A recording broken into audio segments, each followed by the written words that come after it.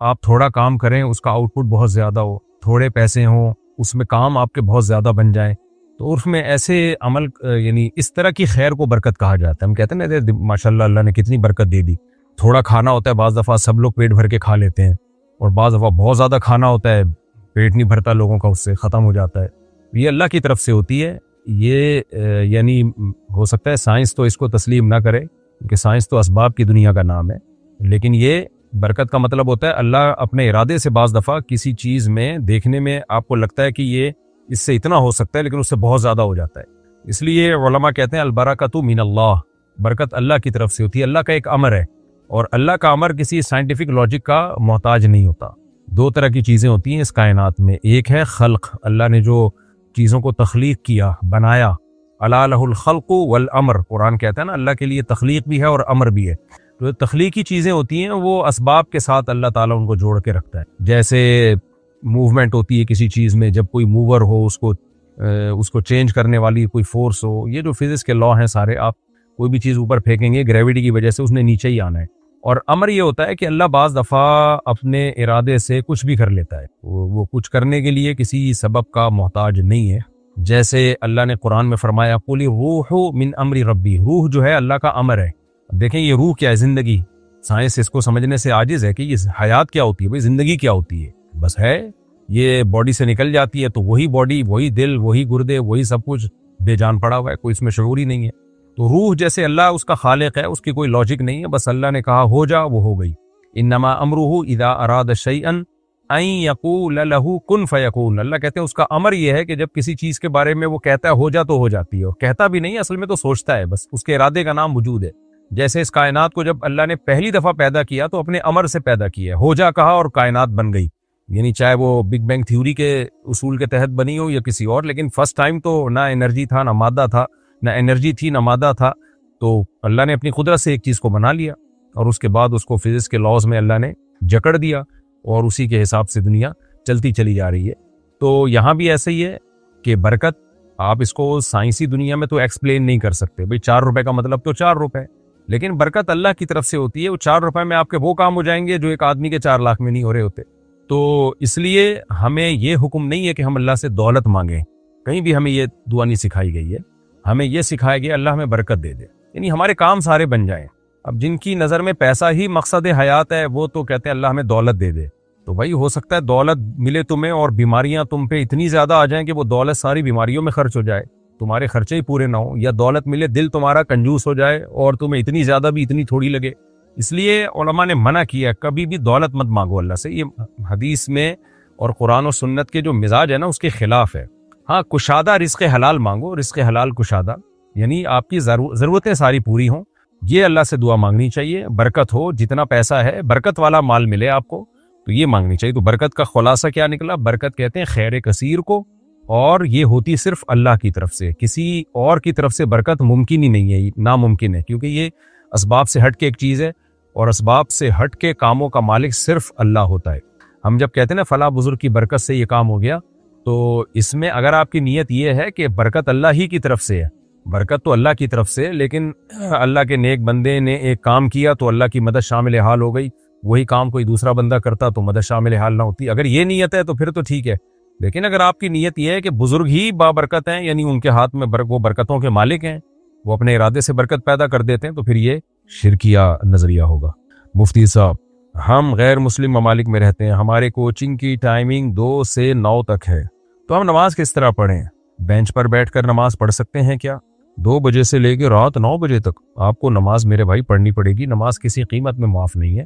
فرعون جب ظلم کیا کرتا تھا بنی اسرائیل پر، نماز پڑھتا ہوا دیکھتا کسی کو مار دیتا تھا، تو اللہ نے اس وقت بھی نماز معاف نہیں کی ہے. اللہ نے فرمایا وَجْعَلُوا بُيُوتَكُمْ قِبْلَةً، گھروں میں چھپ کے نماز پڑھو، نماز مت چھوڑو گے. تو یہاں بھی ایسے ہی ہے، آپ کو کوچنگ سینٹر میں آپ کو نماز پڑھنی پڑے گی، چاہے کلاس چھوڑ کے آپ کو جانا پڑے. کہیں بھی جگہ تلاش کریں، کھڑے ہو کے پڑھنی پڑتی ہے، فرض نماز کھڑے ہو کے ہی ہوتی ہے. تو آپ نماز کسی صورت میں قضا نہ کریں. اگر غیر مسلم ملک میں نکاح خواہ موجود نہ ہو تو کیسے نکاح کر سکتے ہیں؟ دیکھیں نکاح بہتر یہی ہے کہ کسی نیک لوگ سے پڑھایا جائے، عالم سے، بزرگ سے، مسجد کے امام سے پڑھوایا جائے، کیونکہ ایک بہت ہی اہم موقع ہے. تو ایسے موقع پہ اپنے مذہب کو، اپنے دین کو ترجیح دینی چاہیے. آپ دیکھ لیں ہندو پنڈتوں سے نکاح پڑھواتے ہیں اپنا، عیسائی پادریوں سے پڑھواتے ہیں، غیر مسلموں میں بھی اب تک اتنا ہے کہ ایسے موقع پہ اپنے مذہبی رہنماؤں کو وہ ترجیح دیتے ہیں۔ تو اس لیے اور فقہا نے مسئلہ لکھا ہے کہ یہ مستحب ہے، افضل ہے کہ نکاح جب پڑھوایا جائے تو کسی عالم دین سے یا کسی بزرگ سے یا خاندان کا کوئی بزرگ ہو آپ کا جو نیک ہو، ان سے نکاح پڑھوانا چاہیے۔ لیکن یہ نکاح پڑھانے کی شرط نہیں ہے، بہتر ہے لیکن شرط نہیں ہے۔ نکاح کوئی بھی مسلمان پڑھا دے گا، ہو جائے گا۔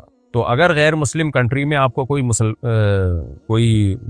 نہیں مل رہا نکاح پڑھانے والا، تو کسی بھی مسلمان سے پڑھوا دیں نکاح۔ کوئی بھی نیک آدمی ملے، نیک نہیں مل رہا تو جو مل رہا ہے اس سے پڑھوا دیں۔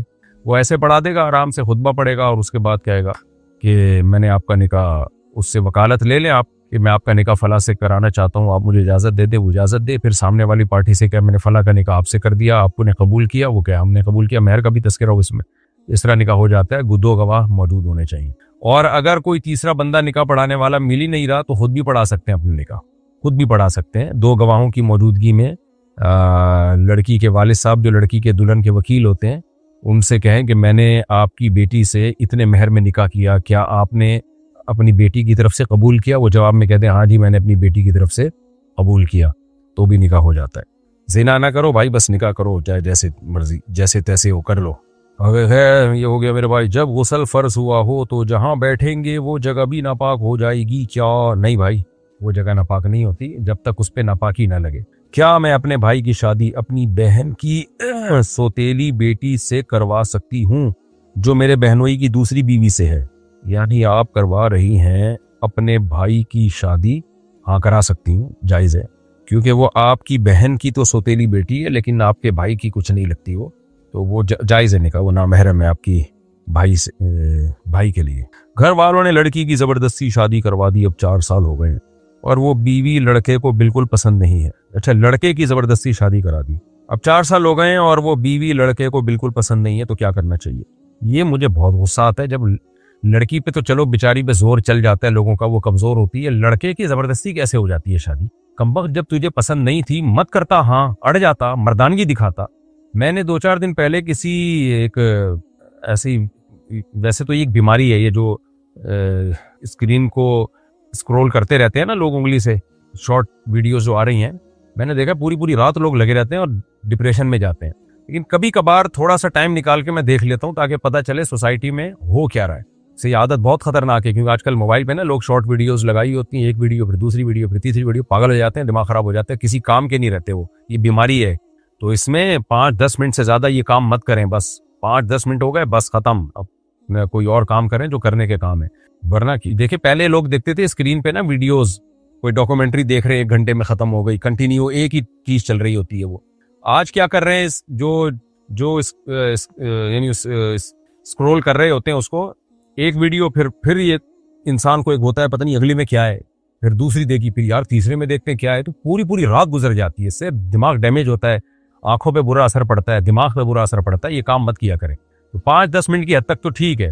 تو میں نے اسی طرح ایسے میں اسکرول کر رہا تھا تو ایک ویڈیو میری نظر سے گزری، وہ صاحب کہہ رہے تھے کہ یہ جو ماں اپنے بچے کو ہر وقت اپنے سینے سے لگا کے رکھتی ہیں، مائیں بڑے بھی ہو جاتے ہیں تو اپنے ساتھ سلاتی ہیں، یہ مائیں اتنا ظلم کرتی ہیں اپنے بیٹوں پہ کہ یہ آنے والی بہوؤں پہ بھی ظلم کرتی ہیں۔ پھر کیوں ظلم کرتی ہیں؟ اس لیے کہ بیٹے کو ایسا غلام بنا لیتی ہیں کہ وہ کمبخت اپنی بیوی کو بھی اس کے حقوق دینے سے پہلے نا اپنی ماں سے پوچھ رہا ہوتا ہے، یعنی اپنی بیوی کو بھی اس کے جائز حقوق نہیں دے رہا ہوتا، وہ اتنا ڈرتا ہے ماں سے۔ بیگم کہتی ہے بھائی یہ میرا ذات حق ہے، مجھے دو، امی سے پوچھوں گا، بھائی یہ فلاں جگہ آپ کا نکاح کرنا چاہ رہے ہیں ہم، اچھا رشتہ، امی سے پوچھوں گا، ہر چیز امی سے، تو خود کیا کرے گا؟ خود کیا کرے گا؟ تو ایسے مردوں پہ ان کی بہنیں، ان کی مائیں اتنی حاوی ہوتی ہیں کہ پھر وہ آنے والی لڑکی پہ ظلم کرنا شروع کر دیتے ہیں۔ مرد کو اللہ نے مرد اس لیے بنایا ہے کہ وہ ہر جگہ اسٹینڈ لے سکے، بھائی یہ ماں کے حدود، ماں کی حقوق ہیں، اس کی یہ لمٹ ہے، یہ بیوی کے حقوق ہیں اور اس کی یہ لمٹ ہے، نہ بیوی کو اس سے آگے بڑھنے کی اجازت، نہ بہنوں کو اس سے آگے بڑھنے کی اجازت، نہ ماں کو اس سے آگے بڑھنے کی اجازت۔ اللہ نے عورت کو آدمی کے حوالے کیا ہے، یعنی بیوی کو مرد کے حوالے کیا ہے۔ اللہ کو پتا تھا مرد ہے تو یہ اس کے حقوق پورے کرے گا، اپنی ماں کے بھی پورے کرے گا، اس کے بھی پورے کرے گا، اور کسی کے دباؤ میں آ کے کسی پہ ظلم نہیں کرے گا۔ لیکن وہ لڑکا اگر ماں کی گود میں ہی پل پل کے بڑا ہو جائے نا، تو وہ کمبخت کسی کے حقوق پورے نہیں کرے گا، وہ آخری وقت تک امی امی ہی کہتا رہے گا۔ میں بیانات میں ایک واقعہ سناتا ہوں، ایک صاحب نے مجھے رشتے کا بولا ہوا تھا، اس وقت میں کرا دیا کرتا تھا، اب تو نہیں کراتا رشتے مجھے انہوں نے بولا ہوا تھا کہ جی وہ رشتہ بتائیں، میں جو رشتہ بتاتا امی سے پوچھ کے بتاؤں گا. تو میں نے کہا بھائی تو اس قابل نہیں ہے، امی سے پوچھیں ضرور، امی ماں ہے، مشورہ لے، لیکن فیصلہ آپ نے کرنا ہے، فیصلہ آپ نے کرنا ہے ہر چیز میں. پھر میں نے کہا یار تو شادی کے بعد بھی جب بیوی کسی کام کا بولے گی جو اس کا جائز حق ہے تو کہے گا امی سے پوچھ کے بتاؤں گا. تو یہ امی نہیں ہوئی، یہ تو پاکستان کے آرمی چیف، استغفر اللہ، یہ تو بالکل چیف آف، وہی میرے منہ سے غلطی سے نکلنے لگا، یہ تو امی نہیں ہوئی، یہ تو آپ کے گویا کے سب کیا ہو گئی، اب آپ خود سوچ لیں کیا ہو گئی. تو امی کو امی سمجھیں، امی کو امی جیسے حقوق دیں، لیکن مرد کو اللہ نے مرد اس سے بنایا جب وہ عاقل بالغ ہو جائے تو کچھ فیصلے اس نے خود کرنے ہیں. تو اس لیے یہ بہت بری حرکت ہے کہ آپ جناب وہ زبردستی شادی کرا دی اور آپ نے کر لی، اب آنے والی لڑکی پہ آپ ظلم زیادتی کر رہے ہو، وہ بھی 4 سال سے. اب آپ کی سزا یہ ہے کہ میرا تو مشورہ یہی ہے کہ بھگتو، آپ کو اس وقت جانا چاہیے، کیونکہ 4 سال کے بعد اس لڑکی کو طلاق دیں گے، اس کا بڑا مسئلہ خراب ہو جاتا ہے. بہرحال طلاق دینا ناپسندیدہ ہونے کے باوجود جائز ہے، لیکن ناپسندیدہ ہے. شرعی طریقے سے اگر دی جائے تو حرام نہیں ہے. اب اس میں دیکھنا پڑتا ہے، بعض دفعہ اتنی زیادہ بیوی سے نفرت کر رہا ہوتا ہے کہ اس کے حقوق بہت زیادہ پامال ہو رہے ہوتے ہیں. ایسی صورت میں تو یہ کہا جاتا ہے بھائی چھوٹا نقصان یہ زیادہ بہتر ہے بڑے نقصان سے. تو ایسی صورت میں تو ڈیورس دینا زیادہ بہتر ہے کہ اس کی زندگی تباہ نہ کرو، کیونکہ اس میں رکھنے میں زیادہ برباد ہو رہی ہوتی ہے وہ. تو اب یہ کسی کی کہ جو انڈیویجول لائف ہے اس کے بارے میں جب تک فیصلہ نہیں کر سکتا، کوئی مشورہ نہیں دے سکتا جب تک یقینی طور پر ہمیں پتہ نہ چلے. تو اس لیے بہتر یہی ہے کہ آپ برداشت کریں. میں تو یہی مشورہ دوں گا. باقی اپنے حالات بتا کے کسی اور مولانا سے یا کسی سمجھدار آدمی سے جو آپ کے قریب رہتے ہیں ان سے دوبارہ مشورہ لے لیں. اس سوال کو میں نے ذرا طول اس لیے دے دیا ہے، جواب میں ٹائم اس لیے لگا دیا ہے کہ یہ بہت زیادہ پوچھے جانے والا سوال ہے، اور آج کل گھروں میں یہ بہت ہو رہا ہے کہ زبردستی شادی کرا دی، پھر بیوی سے محبت ہی نہیں کر رہے ہوتے، اس کی زندگی تباہ کرتے ہیں. دوسرا آپشن یہ بھی ہے بھائی ایک اور شادی کر لو، اس سے بھی محبت ہو جائے گی انشاءاللہ. کیونکہ جب ایک ہی بیوی ہوتی ہے زندگی میں تو آدمی کہتا ہے پوری میرے حساب سے ہو، تو وہ ایسا کون ملتا ہے بھائی دنیا میں کسی کو. تو آپ ایک اور شادی کر لیں گے تو اس کے عیب برداشت کرنا آپ کے لیے آسان ہو جائے گا. اسکول میں چھوٹے بچوں کو پڑھانے کے لیے پرنٹڈ تصویر کا استعمال کر سکتے ہیں. کچھ چیزیں بچوں کو دکھا کر سمجھائی جاتی ہیں، اس میں پھر ان تصویروں کا استعمال کرنا پڑتا ہے. حتی الامکان جاندار کے چہرے کی تصویر نہ بنائیں، یہ ناجائز اور حرام ہے.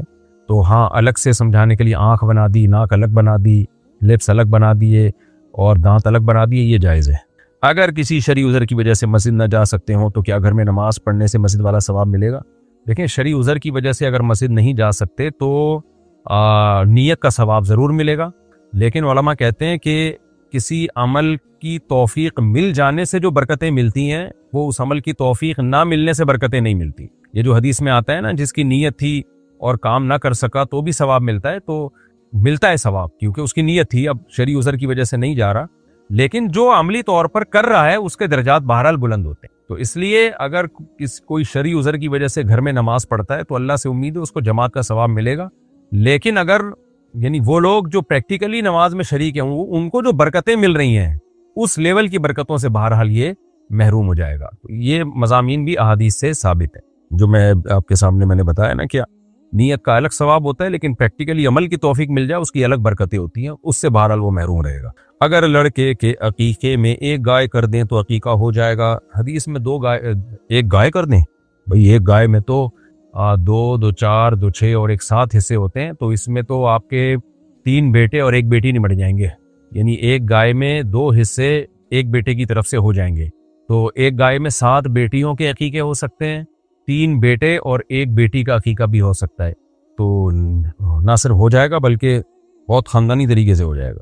کیا فیک آئی ڈی بنا کر اور فیک نام رکھ کر بزنس کرنا جائز ہے؟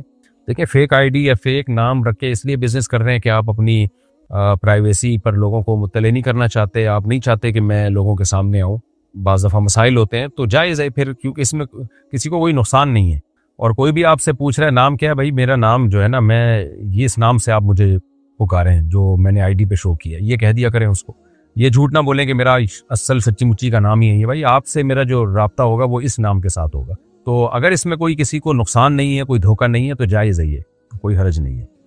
ہم جس کو صدقہ دے رہے ہیں اس کو بغیر بتائے دے سکتے ہیں کہ یہ صدقہ ہے اور کس کس کو دے سکتے ہیں؟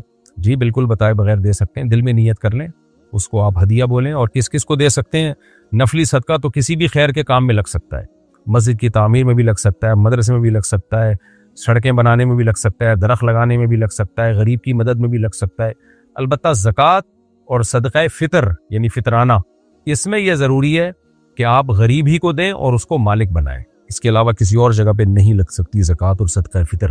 جب قرآن پڑھا جا رہا ہو تو خاموشی سے سننے کا حکم ہے۔ تو جب فجر کی نماز کھڑی ہو جاتی ہے تو سنتیں کیوں پڑھی جاتی ہیں؟ اسی ہال میں فجر کی سنتیں پڑھنا تو جائز نہیں ہے جہاں جماعت ہو رہی ہے، لیکن یہ جو قرآن کے بارے میں آتا ہے کہ جب قرآن پڑھا جائے خاموشی سے سنو، یہ ہر ایک کے لیے حکم نہیں ہے۔ کہیں بھی اگر تلاوت لگی ہوئی ہو ٹیلی ویژن پہ یا کہیں انٹرنیٹ پہ تو سب پہ سننا واجب نہیں ہے۔ یہ آیت ان لوگوں کے بارے میں نازل ہوئی ہے، یعنی اس کے مختلف شان ورود احادیث میں بیان کیے گئے، ان سب میں قدر مشترک جو چیز ہے وہ یہ ہے کہ جہاں سنانے کی نیت سے قرآن پڑھا جائے اور سننے کی محفل ہو تو ان لوگوں پر واجب ہوتا ہے۔ جیسے ہم کسی قاری کو بلائیں کہ آپ قرآن پڑھیں اور ایک محفل لگ جائے، تو وہاں جب قاری قرآن کی تلاوت کرے گا تو اس محفل میں موجود سب لوگوں پر قرآن سننا فرض ہوگا۔ اس طرح خطبے میں جب قرآن پڑھا جاتا ہے تو جو خطبہ سننے کے لیے آئے ہوئے ہیں ان سب پہ واجب ہوگا کہ وہ اس آیت کو، اس قرآن کو سنیں اور باتیں نہ کریں۔ اسی طرح نماز جب قائم ہوتی ہے تو جو امام تلاوت کرتا ہے وہ پبلک کے لیے نہیں کرتا، وہ مقتدیوں کے لیے تلاوت کر رہا ہوتا ہے۔ جتنے پیچھے مقتدی کھڑے ہوئے ہیں ان کے لیے تلاوت ہوتی ہے، تو قرآن سننا بھی ان لوگوں پر واجب ہوتا ہے۔ جو نماز سے باہر ہے ان پر امام کی تلاوت سننا واجب نہیں ہوتا۔ تبھی آپ نے دیکھا ہوگا امام قرآن کی تلاوت کر رہے ہیں، پیچھے لوگ نماز میں ہاتھ باندھے کھڑے ہیں اور پیچھے وضو خانے میں لوگ باتیں کر رہے ہوتے ہیں، تو ان باتیں کرنے والوں پہ یہ فتویٰ نہیں لگایا جائے گا کہ یہ قرآن نہیں سن رہے، ان کو گناہ مل رہے ہیں۔ ہاں، ویسے کہا جائے گا کہ یار جب قرآن ہو رہا ہے تو آپ باتیں کر کے ڈسٹرب کیوں کر رہے ہو نمازیوں کو؟ وضو کے دوران باتیں کرنا ویسے بھی ناپسندیدہ عمل ہے، لیکن یہ آیت اس پہ فٹ نہیں کی جائے گی۔ تو اگر فجر کی جماعت کھڑی ہوئی ہے اور کوئی شخص اسی ہال کے اندر 2 سنتیں پڑھ رہا ہے تو اس 2 سنتیں پڑھنے والوں کو منع تو کیا جائے گا کہ جس جگہ جماعت ہو رہی ہے وہاں دوسری نماز جائز نہیں ہے، اس بیس پہ تو منع کیا جائے گا، لیکن یہ نہیں کہا جائے گا کہ قرآن پڑھا جا رہا ہے اور تم اس کو سن نہیں رہے اور قرآن کی اس آیت کی مخالفت کر رہے ہو جس میں اللہ نے حکم دیا اذا قرئ القرآن فاستمعوا له وانصتوا۔ یہ دلیل نہیں اس وقت بنتی، کیونکہ یہ دلیل ان لوگوں پہ فٹ بیٹھتی ہے جو نماز میں امام کے پیچھے اس نماز میں شریک ہوں، ان پر واجب ہے کہ وہ سنیں اور امام کے پیچھے خاموش رہیں۔ جو رشتہ دار زندہ ہیں اور جو مر چکے ہیں ان کی طرف سے عمرہ کر سکتے ہیں، کوئی بھی نفلی عبادت کسی کی طرف سے بھی کی جا سکتی ہے، اس کو ثواب پہنچایا جا سکتا ہے، لیکن چونکہ اسلاف میں ہمیں اس کا معمول نہیں ملتا، اس لیے بہتر یہی ہے، جائز یہ بھی ہے، کیونکہ حدیث میں جب ہمیں پتہ چل گیا کہ صدقہ کیا جا سکتا ہے تو صدقہ بھی ایک نیکی ہے نا، تو حدیث سے ہمیں پتہ چلتا ہے، کیونکہ احادیث میں نا جزیات کے ضمن میں اصول اور کلیات بیان کیے جاتے ہیں۔ تو صدقہ کی جب نبی نے اجازت دے دی تو صدقہ کی اجازت کیوں دی؟ بھائی نیکی ہے۔ اس حدیث سے ہمیں اصول پتہ چل گیا کہ کوئی بھی نیکی کسی اور کے لیے بھی کی جا سکتی ہے، تو اس اصول کے تحت آپ کسی کے لیے بھی عمرہ کر سکتے ہیں۔ لیکن میرا جو معمول ہے وہ معمول ہے کہ آپ بجائے عمرہ کرنے کے، وہ جو اسلاف سے جو بالکل بے غبار طریقے سے جو چیز ثابت ہے وہ یہ ہے کہ عمرہ کر کے اپنے مرحومین کے لیے دعا کی جائے زیادہ سے زیادہ، اور ان کے لیے جو ہے صدقات و خیرات کیے جائیں جو بالکل واضح منصوص ہے، اور دعاؤں کو زیادہ فوکس کیا جائے۔ یہ میرا معمول ہے، باقی کوئی عمرہ بھی کرتا ہے تو بھی ٹھیک ہے، اس کے ناجائز ہونے کی کوئی دلیل نہیں ہے۔ وطر میں اگر دعائے قنوت پڑھنا بھول جائیں تو کیا کریں؟ وطر دوبارہ پڑھیں یا چھوڑ دیں؟ دعائے قنوت واجب ہے، یعنی مطلق دعا کوئی بھی دعا ہو وہ واجب ہے، اور دعائے قنوت پڑھنا سنت مؤکدہ ہے۔ اب دعائے قنوت میں اللہم اہدنا فیمن ہدیت والی بھی پڑھ سکتے ہیں اور اللہم انا نستعینک والی بھی پڑھ سکتے ہیں، دونوں میں سے کوئی بھی پڑھ لیں تو سنت مؤکدہ ادا ہو جائے گی، لیکن ہمارے نزدیک افضل ہے اللہم انا نستعینک۔ اس کے دلائل کیا ہیں اس پہ میں کلپ ریکارڈ کروا چکا ہوں، اس لیے یہ دعا یاد کرنی چاہیے۔ اور اگر کسی نے مطلق دعا پڑھ لی رب اغفر وارحم وانت خیر الراحمین یہ پڑھ لی، ربنا آتنا والی پڑھ لی، تو بھی واجب ادا ہو جائے گا، اور سرے سے پڑھی نہیں ہے تو پھر سجدہ سہو کرنا پڑے گا اس کو۔ سجدہ سہو اگر نہیں کیا تو پھر نماز دوبارہ پڑھنا واجب ہے۔ لڑکی سے حرام ریلیشن شپ رکھا، پھر پتہ چلا کہ اس لڑکی سے شادی نہیں ہو سکتی، کیا اس سے ریلیشن شپ توڑ سکتے ہیں؟ اس کو بہت دکھ ہوگا، کیا اس کا گناہ تو نہیں ہوگا؟ حرام ریلیشن شپ رکھنا بہت بری حرکت ہے، چاہے آپ نے اس سے شادی کرنی ہو یا نہ کرنی ہو۔ یہ آج کل سیکولر لبرل لوگ ہیں اور آج کل سیکولر انٹیاں اس چیز کو پروموٹ بھی کر رہی ہیں کہ جی ہم کسی اجنبی آدمی سے کیسے شادی کر لیں جس کو کبھی دیکھا نہ ہو، جس کے قریب کبھی رہے نہ ہو، ارینج میرج کی مخالفت کر رہی ہوتی ہیں اس طرح کی انٹیاں آ کے آج کل مختلف پروگرامز میں۔ تو کیونکہ ظاہر ہے الخبیثات للخبیثین، قرآن کہتا ہے ناپاک مردوں کو ناپاک عورتوں میں، ناپاک عورتوں کو ناپاک مردوں میں دلچسپی ہوتی ہے۔ اسلامی سوسائٹی میں صدیوں سے ارینج میرج ہوتی رہی ہیں جو بڑی کامیاب ہوتی رہی ہیں۔ تو اب ٹھیک ہے محبت کی شادی بھی ٹھیک ہے، لیکن محبت کا مطلب کیا ہے؟ آپ کو کوئی پسند آیا آپ نے نکاح کر لیا. یہ نہیں کہ پہلے اس سے انڈرسٹینڈنگ ہوگی, گپ شپ لگے گی, پھر بہت ایک دوسرے کلوز آئیں گے, ایک دوسرے کو سمجھیں گے.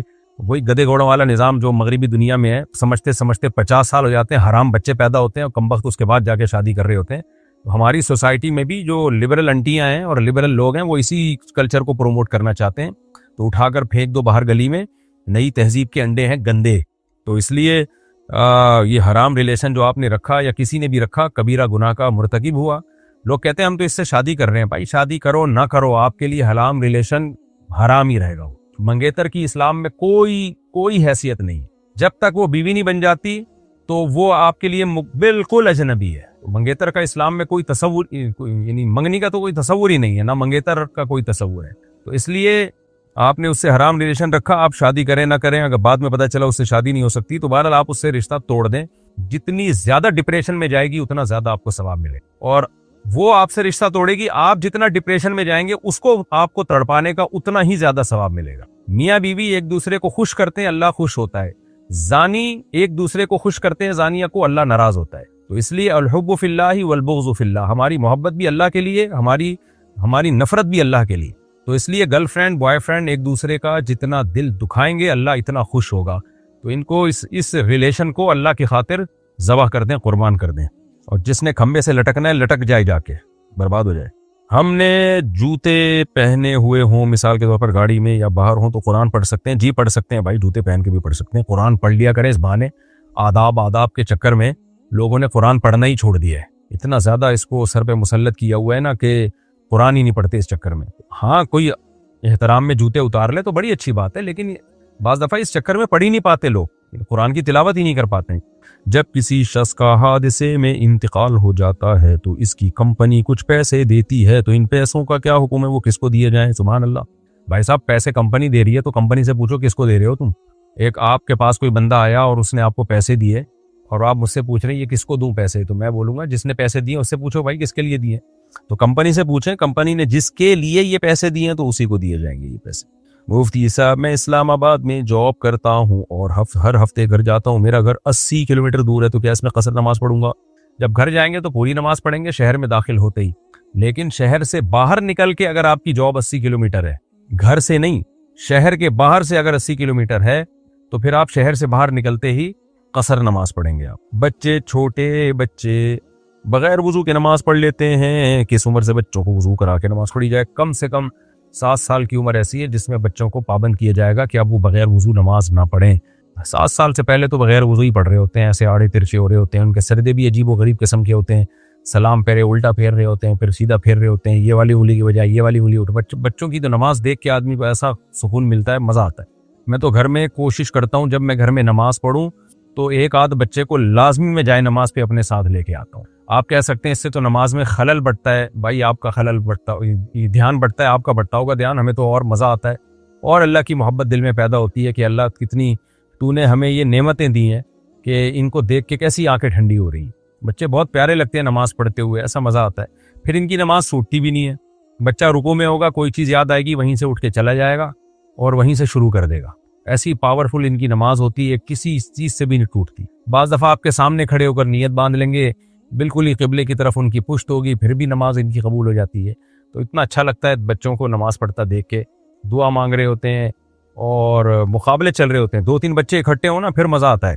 جن کے گھروں میں ایک بچے ہیں وہ مزہ نہیں ہے. تو 2-3 بچے مصلی پہ اکٹھے ہوں, پھر آپ دیکھو ان کی نماز دیکھو, ایسا مزہ آتا ہے ان کو دیکھ کے, اور زیادہ دل لگتا ہے نماز میں. تو اس لیے ہاں جب 7 سال کا ہو جائے تو پھر اس کو وضو کا حکم دیں. بغیر وضو پڑے گا تو بھی اس کو لوٹانے کا حکم نہیں دیا جائے گا, لیکن اس کو عادت ڈالنے کے لیے وضو کا حکم دیا جائے گا کہ بیٹا وضو کر کے نماز پڑھ لیا کرو. ایسا نہ ہو پھر بڑا ہو کر بھی بغیر وضو کے ہی پڑھتا رہے. لیکن شرعاً اس کے لیے جائز ہے, یعنی اگر وہ بغیر وضو پڑھ لے تو آپ کو کوئی گناہ نہیں ہوگا. بغیر وضو وہ قرآن کو ہاتھ بھی لگا دے تو بھی کوئی گناہ نہیں ہے, کیونکہ بچہ اتنا چھوٹا بچہ جو ہے وہ شرعی حکام کا مکلف نہیں ہے. لیکن عادت ڈالنے کے لیے اس کو کہا جائے گا کہ وضو کر کے قرآن کو ہاتھ لگایا کرو. کیا مکڑیوں کو مارنا جائز ہے؟ مکڑی گھر میں جالے بناتی ہے. بلا وجہ کسی بھی جانور کو مارنا جائز نہیں ہے. چیونٹی تک مارنے سے صحیح مسلم کی حدیث میں منع کیا گیا ہے بلا وجہ. لیکن اگر کوئی وجہ ہو تو پھر مار سکتے ہیں, کیونکہ انسان پہلے ہے بھائی, جانور بعد میں. جانور ہمارے لیے بنے, ہم جانوروں کے لیے نہیں بنے. تو اس لیے مکڑی اگر گھر میں جالے بنا لی ہے تو پھر آپ اس کو مار سکتے ہیں کوئی بھی اسپرے وغیرہ کر کے. کیونکہ ہم نے گھر اپنے لیے بنایا، مکڑیوں کے لیے نہیں بنایا۔ قبلہ اول کی طرف پیر کر کے سونا جائز ہے یا نہیں؟ جائز ہے بھائی۔ اگر کوئی نماز سورہ فاتحہ کے بعد صورت ملانے میں، اگر کوئی امام سورہ فاتحہ کے بعد صورت ملانے میں تاخیر کرے تو اس کے پیچھے نماز ہو جاتی ہے۔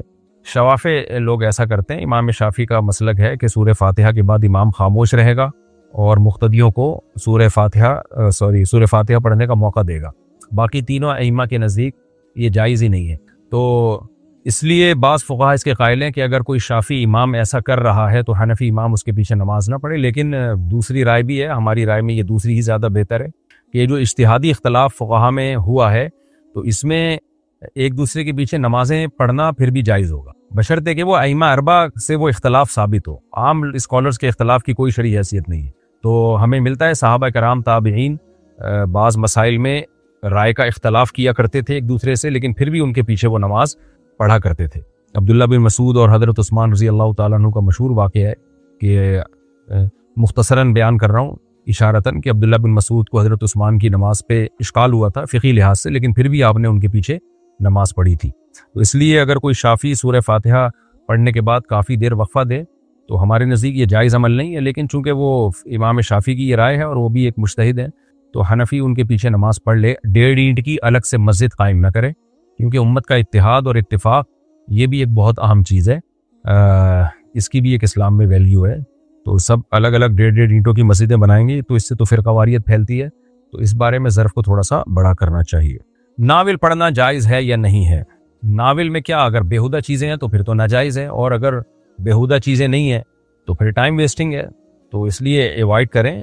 نبی صلی اللہ علیہ وسلم نے فرمایا من حسن اسلام المرء ترکہ ما لا یعنی، اسلام کی اچھائی یہ ہے کہ انسان لا یعنی چیزوں کو چھوڑ دے، تو گناہ نہیں ہے لیکن لا یعنی ہے، بہرحال اس سے نقصان بہرحال ہوتا ہے۔ کیا مسلمان مندر یا چرچ وغیرہ میں نماز پڑھ سکتا ہے، لیکن ایسی جگہ جہاں جانداروں کی تصویریں لگی ہوئی ہوں وہاں نماز پڑھنا مکروہ ہے، بلا ضرورت وہاں نماز نہیں پڑھی جائے گی۔ جہاں مجبوری ہو تو ایک الگ بات ہے، تو چونکہ مندر میں تو بت رکھے ہوئے ہوتے ہیں، یہ تو حرام ہے تصویریں، اور عیسائیوں کے چرچوں میں حضرت مریم کی، حضرت عیسیٰ کی معاذ اللہ فرضی تصویریں لگی ہوئی ہوتی ہیں۔ تو انا لا ندخل کنائسکم من اجل التصاویر التي المعلقۃ علیہا او کما قال، حضرت عمر رضی اللہ تعالی عنہ سے یہ روایت ہے کہ ہم من اجل التصاویر المعلقۃ علیہا، کہ ہم تمہارے چرچوں میں اس لیے نہیں جاتے کہ ان تصویروں کی وجہ سے جو وہاں لٹکی ہوئی ہوتی ہیں، تو تصویر والی جگہ جو جانداروں کے چہروں کی تصویریں ہوتی ہیں خاص طور پہ ہاتھ سے بنائی ہوئی، اسلام میں کوئی پسندیدہ کام نہیں ہے، ایسی جگہ نماز پڑھنا مکروہ ہے، تحریمی ہے، واجب الاعادہ ہے، لیکن مجبوری ہو کوئی اور جگہ نہ ہو تو ایک الگ بات ہے۔ ہم اٹلی میں ایک ہوٹل میں ٹھہرے ہوئے تھے تو وہاں ایسی بڑی بڑی تصویریں لگی ہوئی تھیں جانداروں کے چہروں کی، اور بالکل تو ہم نے کیا کیا، نماز کے وقت ان کو چادر سے ڈھانپ دیا، بیڈ پہ جو چادر پڑی تھی ان کو ڈھانپ دیا ہم نے۔ فجر کی نماز پڑھی تو اتنے میں وہ آیا، کوئی جو گورا تھا، جو بھی اٹلی کا بندہ تھا، ہوٹل کا اونر، اس نے ہمیں دیکھا، اونر نہیں یعنی جو بھی ملازمین ہوتے ہیں وہاں، تو وہ اب ہم سے اضافی چارجز لے رہے ہیں۔ ہم نے کہا کس بات کے پیسے بھائی؟ وہ کہہ رہے یہ جو آپ نے چادر ہے نا جو بستر پہ استعمال ہونی تھی، اس کا آپ نے ایکسٹرا یوز کیا ہے، یا آپ نے تصویروں پہ ڈالی ہوئی، اس کے الگ سے پیسے دو۔ خیر وہ ہمارے جو دوست تھے ان کا بڑا پھڈا ہوا، انہوں نے کہا چل یہاں سے تیرے کو الگ پیسے دیں گے اس کے۔ کیا کیا ہم نے، یہاں لٹکائی ہیں، دوبارہ ڈال دیتے ہیں اس کے اوپر۔ اس میں ہمیں اندازہ ہوا کہ بعض لوگ بڑے لچڑ قسم کے ہوتے ہیں، تو اب اگر وہ زبردستی لیتا تو پھر اب تو مجبوراً پھر ہم ایسے ہی پڑھتے ہیں نا نماز اگلی ظہر کی، پھر ہم ویسے ہی پڑھتے ہیں کہ یار یہ تو اس کے بھی الگ سے چارجز لے رہے ہیں۔ تو مجبوری میں جائز ہے، بلا ضرورت جائز نہیں ہے، تصویروں کو ڈھانپ دینا چاہیے۔ لیکن یہ وہ تصویریں جو دیواروں پہ لٹکی ہوئی ہوتی ہیں، اگر اخباروں کی تصویریں جو ایسے ہی پڑی ہوئی ہوتی ہیں ان کے ہوتے ہوئے بہرحال نماز ہو جاتی ہے۔ اگر بندے کو لون چاہیے اور بینک سے لون لینے کے علاوہ کوئی اور چارہ نہ ہو تو کیا یہ جائز ہے؟ کیوں چاہیے لون؟ اس کو مر رہا ہے کیا؟ بینک سے سودی لون لینا حرام ہے۔ نبی نے فرمایا کہ سود کی وجہ سے 4 لوگوں پر اللہ کی لعنت ہوتی ہے، سود لینے والا، دینے والا، سودی معاملے پہ گواہ بننے والا، اور سودی معاملے کو لکھنے والا۔ تو سودی قرضہ لینا بھی حرام ہے۔ البتہ اگر کوئی اتنا مجبور ہو جائے کہ اس کو پتہ ہے کہ مجھے قرضہ نہیں ملا تو میں مر جاؤں گا، برباد ہو جاؤں گا، اور کوئی حلال قرضہ دینے کے لیے بھی تیار نہیں ہے، تو پھر ایسی شدید مجبوری میں توبہ استغفار کے ساتھ قرضہ لے لے، اور جیسے ہی گنجائش ہو فوراً سے پہلے واپس کرے تاکہ سود کم سے کم لگے۔ لیکن اللہ کو دھوکہ نہیں دے سکتے، کیونکہ بعض لوگ فوراً کسی مفتی کا فتویٰ لے آتے ہیں کہ دیکھو مفتی صاحب نے کہا مجبوری میں لینا جائز ہے۔ بھائی مجبوری میں لینا جائز ہے، لیکن جس چیز کو آپ مجبوری کہہ رہے ہو وہ مجبوری ہے بھی کہ نہیں ہے؟ اب لوگ بھیج رہے ہیں اپنے بچوں کو یورپ امریکہ پڑھانے کے لیے، اور بینکوں سے لون لے رہے ہیں, کہہ رہے ہیں مجبوری میں لون لینا جائز ہے. بھائی یہ شرعی مجبوری نہیں ہے بچے کو امریکہ یورپ بھیجنا پڑھائی کے لیے, یہ شرعی مجبوری نہیں کہلائے گا یہ عمل. شرعی مجبوری ہوتی ہے بھوک کا مسئلہ ہے, کھانے پینے کے لالے پڑ گئے ہیں. ایسے تو سارے پھر بینکوں سے قرضہ لے کے بچوں کو پڑھائیں اور ڈگریاں دلوائیں اور کروڑ پتی بن جائیں. پھر اگر باپ اپنی زندگی میں اپنا گھر اپنے بڑے بیٹے کو دے اور دوسری اولاد کو کوئی اعتراض نہ ہو تو کیا یہ صحیح ہے؟ کیوں دے رہا ہے بھائی بڑے بیٹے کو؟ حدیث میں آتا ہے اولاد میں برابری کرو. آپ کی بہت شدید وعید ہے اولاد میں برابری نہ کرنے پر. تو بعض دفعہ چھوٹوں کو اس لیے اعتراض نہیں ہوتا, وہ ناسمجھ ہوتے ہیں, بے وقوف ہوتے ہیں, یا بڑے کے احترام میں چپ بیٹھے ہوئے ہوتے ہیں, یا باپ کے احترام میں چپ بیٹھے ہوئے ہوتے ہیں. کوئی ریزن ہو معقول کہ باقی سب کے پاس پیسہ ہے یہ بہت غریب ہے, باقی سب صحت مند ہیں یہ بڑا والا معذور ہے, باقی جو ہے نالائق ہیں ایک نمبر کے, ہیروئن چرسی ہیں, اور یہ واحد ہے جو تہجد گزار ہے, باپ کی خدمت کرتا ہے. کوئی معقول ریزن ہو تو یہ کام کیا جائے, معقول ریزن نہیں ہے پھر یہ کام کو شریعت اپریشیٹ نہیں کرتی. مفتی صاحب ستاروں کا حال جاننے والوں, ان پر یقین رکھنے والوں کا کیا حکم ہے؟ کوئی ریفرنس کے ساتھ بتا دیں کیونکہ میرے ایک رشتہ دار ہیں, ان کو سمجھانا ہے. یہ تو صحیح حدیث ہے بھائی اس بارے میں کہ جو کاہنوں کے پاس آتا ہے اور ان کی بات کی تصدیق کرتا ہے تو وہ اس نے اس قرآن کا انکار کیا جو اللہ نے اپنے حبیب صلی اللہ علیہ وسلم پہ نازل کیا. مفہوم میں حدیث کا اپنے الفاظ میں بیان کر رہا ہوں. تو وہ شخص تو نالائق ہے, وہ تو کافروں والا کام کر رہا ہے, اور یقینی طور پر اگر اس کو درست مان رہا ہے تو کافر ہے, کیونکہ غیب کا علم تو اللہ کے سوا کسی کے پاس نہیں ہے.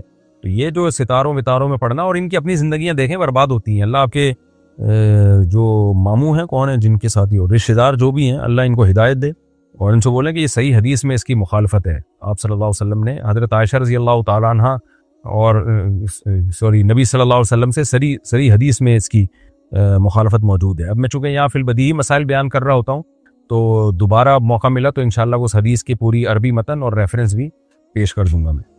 اگر کسی نے غسل کیا اور ناک میں پانی ڈالنا بھول گیا تو اس کو دوبارہ غسل کرنا ہوگا؟ نہیں, صرف ناک میں پانی ڈال دے, کیونکہ ناک میں پانی ڈالے بغیر غسل نہیں ہوتا. پورا غسل دوبارہ ضروری نہیں ہے, جب یاد آئے تو صرف ناک میں پانی ڈال دے. اگر شوہر 4 سال سے نفقہ نہ دے رہا ہو اور طلاق بھی نہ دے رہا ہو تو کیا کسی مفتی سے طلاق لی جا سکتی ہے؟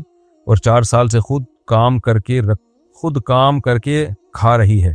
شوہر استطاعت کے باوجود نفقہ نہیں دیتا, یا جاب تلاش ہی نہیں کرتا, بالکل اپاہجوں کی طرح پڑا رہتا ہے, یا سارا پیسہ باہر اڑا دیتا ہے, بیوی کا بیسک نفقہ بھی نہیں دے رہا, تو شریعت میں پھر جائز ہے کہ عورت اسلامی کورٹ کا مطلب یہ ہے کہ مسلمان عدالت میں مسلمان جج کے سامنے کیس کرے گی اور کہے گی میرے شوہر کو مجبور کیا جائے کہ وہ مجھے نفقہ دے, اور دلائل سے ثابت کرے گی کہ نفقہ نہیں دیتا. تو شوہر اگر اعتراف کر لے یا عورت گواہوں سے ثابت کر لے کہ واقعی نہیں دے رہا نفقہ, تو پھر ایسی کنڈیشن میں عورت یہ کہے گی کہ بھئی دے یا پھر طلاق دے. اگر وہ طلاق بھی نہیں دیتا, نفقہ بھی نہیں دیتا, تو پھر عورت کو کورٹ سے وہ نکاح ختم کرا سکتی ہے. پھر جو کورٹ تنسیخ نکاح یا خلا کی ڈگری دے گی وہ ویلڈ ہوگا. وہ کہتے اس کو خلا ہے لیکن ہوتا وہ تنسیخ نکاح ہے. اگر کہیں کسی کنٹری میں ایسی کوئی عدالت ہی نہیں ہے جو یہ کام کرتی ہو, تو پھر مفتیان کرام کا ایک پینل ہو جو ریلائبل مفتیان کرام ہو. آج کل یورپ سے بھی یہ بڑی خبریں آ رہی ہیں, UK اور یورپ سے, کہ وہاں کے کچھ لوگ ہیں جو مفتی بنے ہوئے ہوتے ہیں اور خواتین جاتی ہیں کیس کرتی ہیں ہمیں خلا چاہیے, دھڑا دھڑ پکڑا رہے ہوتے ہیں خلا کی ڈگریاں. اس سے کچھ بھی نہیں ہوتا بھائی. مفتی بھی اپنی بیوی کو طلاق دے سکتا ہے, دوسروں کی بیویوں کو نہیں دے سکتا. تو لیکن کوئی ویلڈ ادارہ ہو تو وہاں اگر عورت کیس کرتی ہے, اگر وہاں کوئی کورٹ ہی نہیں ہے اسلامی, یا مسلمان جج ہی نہیں ہے جیسے یورپ امریکہ میں, تو بہتر تو یہ کہ پاکستانی ہے یا انڈیا ہے تو انڈیا چلی جائے. انڈیا میں بھی صوبہ بہار میں ایسی کورٹ ہیں جو شریعت کے مطابق مسلمانوں کے لیے فیصلہ کرتی, لیکن کوئی صورت نہیں بن رہی, تو پھر وہ مفتیان کرام کے پینل کے پاس جائے گی جو ریلائبل مفتیان کرام ہوں گے, باقاعدہ پراپر ادارہ ہوگا, وہاں جا کے کیس کرے گی اور مفتیان کرام اس شوہر کو بلائیں گے. شوہر اگر خرچہ دینے پہ بھی آمادہ نہیں ہو رہا اور طلاق دینے پہ بھی آمادہ نہیں ہو رہا, تو پھر وہ علماء کی جماعت تنسیخ نکاح کی ڈگری جاری کر سکتی ہے. پھر عورت کا نکاح کالعدم سمجھا جائے گا. بینک سے قسطوں پر گاڑی لینا کیسا ہے؟ سودی بینک سے حرام ہے, اسلامک بینک سے لے سکتے ہیں. جو نماز جان بوجھ کر قضا کر دی, اس کی ادائیگی کیسے کی جائے گی؟ توبہ استغفار اور جیسے ادا پڑھی جاتی ہے ایسے ہی قضا پڑھی جائے گی. کیا لڑکیوں کو بالغ ہونے کے بعد برقع پہننا ضروری ہے جبکہ اس کی عمر صرف 11 سال ہے؟ 10 سال کے بعد بچی کو پردہ کرانا شروع کر دیں, برقع پہنا دیں, اچھی بات ہے. نہیں تو بڑی چادر تو ہو کم از کم کہ چہرے کے علاوہ باقی جسم ڈھپا رہے, اور چہرہ بھی چھپائے تو بہت اچھی بات ہے, لیکن جب بالغ ہو جائے تو پھر چہرہ چھپانا فرض ہے. 10 سال کی بچیوں کو حجاب کا حکم دینا چاہیے. شریعت میں ہے کہ جب بچہ 10 سال کا ہو جاتا ہے نا, تو پھر اسلامی حکام کا اس کو پابند بنانے کی ذمہ داری یا ماں باپ کی ہے، بلکہ اس میں سختی کرنے کی بھی اجازت ہے۔ مفتی صاحب، کیا عورت کا میچ دیکھنا حرام ہے؟ اور اگر مجبوری میں باہر جانا پڑے بغیر محرم کے تو چادر لے کے جا سکتی ہے؟ اپنے ہی شہر میں چادر لے کے بغیر محرم کے بھی جا سکتی ہے، لیکن بہت زیادہ جو پردے کا جن گھروں میں رواج ہے ان کی عورتیں کہیں بھی نہیں جاتی اپنے مردوں کے بغیر۔ بہرحال گنجائش ہے، جا سکتی ہیں۔ اور میچ دیکھنا ایک فضول حرکت ہے، ٹائم ویسٹنگ ہے، تو حرام نہیں کہہ سکتے اس کو، کیونکہ حرام تو جب ہے جب کوئی موسیقی، بے حیائی اور بےہودگی ہو، کوئی ڈانس وانس دیکھ رہی ہو وہاں پہ۔ کرکٹ ہے، فٹ بال ہے، فٹ بال میں تو سطر ہی کھلا ہوا ہوتا ہے، تو کرکٹ میں سطر ڈھکا ہوا ہوتا ہے، کھلا ہوا سطر دیکھنا بھی جائز نہیں ہے، نہ مرد کے لیے نہ عورت کے لیے۔ تو اس میں یہ ہے کہ آپ ویسے بیوی کو محبت سے سمجھائیں کہ ٹائم ویسٹنگ ہے، میچ ویچ مت دیکھا کرو، لیکن اس کو ایسا حرام نہیں کہا جا سکتا، مکروہ ناپسندیدہ۔ مفتی صاحب، آن لائن ٹریڈنگ جیسے موبائل سے ہی شیئرز خریدنا اور موبائل پر ہی بیچ دینا کیسا ہے؟ دیکھیں، شیئر خرید کے قبضے میں لینا ضروری ہے، اور قبضہ شیئر پہ ایسے ہوتا ہے کہ وہ آپ کے نام ٹرانسفر ہو جاتا ہے، تو پھر اس کے بعد آپ بیچیں، تو کیونکہ اس میں فزیکلی قبضہ تو ممکن ہی نہیں ہے۔ تو جن چیزوں میں فزیکلی قبضہ ممکن نہیں ہے ان میں تو یہ جائز ہے، جن چیزوں میں فزیکلی قبضہ ممکن ہے جیسے گولڈ میں، کرنسی میں، تو ان میں آن لائن ٹریڈنگ جائز نہیں ہے، یعنی کرنسی کو کرنسی یا گولڈ کے بدلے میں بیچنا، اس میں یہ ضروری ہے کہ آپ کا قبضہ ہو یا آپ کے کسی وکیل یا نمائندے کا قبضہ۔